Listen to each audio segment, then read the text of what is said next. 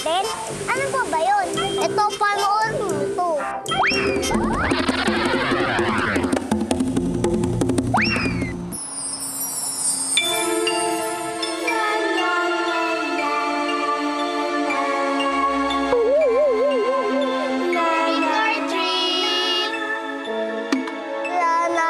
Hinahanap ko.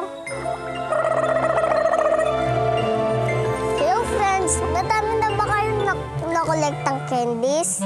Hindi pa lang, oh. Tingnan mo.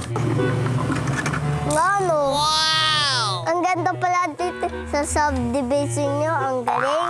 Ngayon ako nakakita na nakakatakot na ganitong design sa bahay.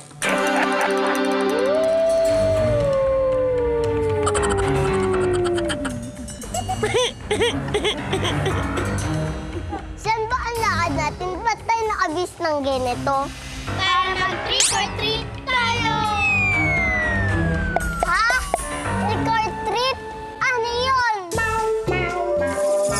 Trick or treat ay umiikot ka sa iba't ibang bahay, tapos magsasabi ka ng trick or treat. Trick or treat!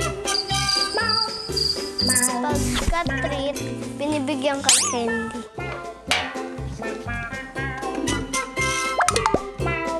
Pag trick yung gagawin nila, itatakutin kayo.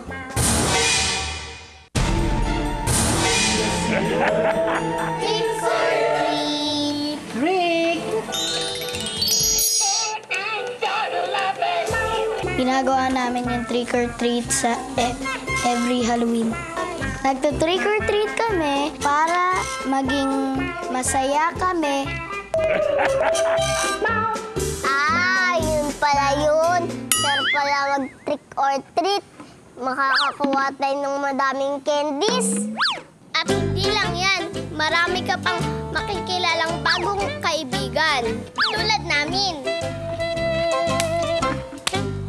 Kapit! Alam mo ba na hindi lang sa bahay pwede mag-trick or treat? Anong ibig sabihin mo? Saan pa ba may trick or treat? Sa mga mall.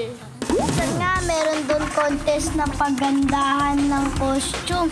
At pag nanalo ka, makakaroon ka ng maraming laruan. Wow! Kapag sumali kaya ako doon, nananalo kaya ako. Oo naman! Wow! Tara na, sasama ko sa trick or treat nyo!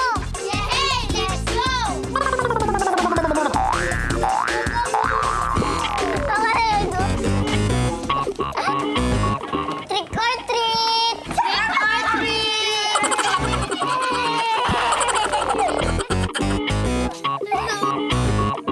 Happy Halloween!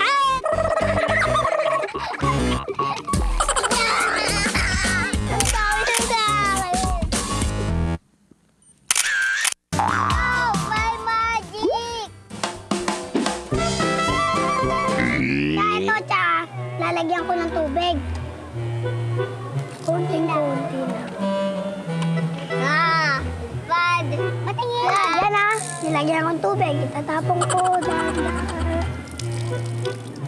Natapon na. Abracadabra. Ihip. Ihip.